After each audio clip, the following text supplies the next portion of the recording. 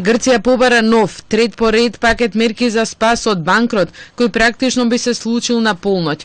Во последен момент грчкиот премиер Алексис Ципрас бара договор и предложи нова двегодишна програма за реструктурирање на долгот.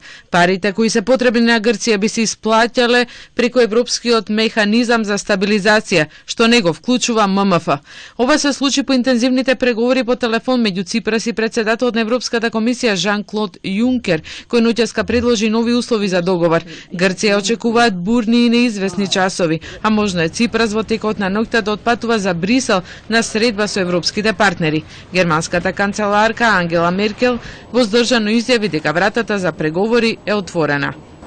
Heute Abend, genau 24 Uhr mitteleuropäischer Zeit, läuft das Programm aus. Und ich kenne keine belastbaren anderen Hinweise. Und dazu kommt aber, dass wir natürlich auch nach heute Mitternacht nicht unsere Gesprächsfäden kappen, dann wären wir nicht die Europäische Union. Das heißt, die Tür steht offen für Gesprächsfäden, aber das ist alles, was ich zur Stunde sagen kann. Ципрас изјави оти не верува оти Грција ќе излезе од еврозоната затоа што тоа премногу би ја чинело, но и дека е подготвен да даде оставка ако не успее неговиот план. Владата во Атина сепак нема намера да ја плати ратата од долгот од милијарда и 600 милиони евра, иако рокот истекува вечерва на полноќ. Θα πληρώσουμε τη δόση προς το Ταμείο Υπουργέ. Όχι. Пратениците на опозицијата апелираа да се постигне договор во последен момент за да се спречи финансискиот колапс. Θα είναι ένας Αρμαγεδόν την επόμενη μέρα, the next day. Λοιπόν, άρα λοιπόν πρέπει να κάνουμε έστω και τώρα και την τελευταία στιγμή προσπάθεια ούτως ώστε να παραμείνουμε στη συμφωνία και να ακυρωθεί το δημοψήφισμα.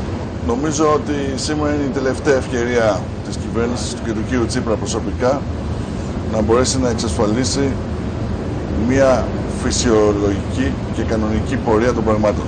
Грците со загриженост ги следат драматичните промени што се случуваат во денот Д за грчката економија, чекајќи денеска во редици пред банкоматите. А во моментов кога грчката влада го даде овој најнов предлог за нов двегодишен пакет мерки, останува сосема нејасно дали воопшто ќе се одржи и референдумот планиран за 5 јули, кој се сметаше дека е изјаснување за напуштање или не на еврото и воведување на драхмата.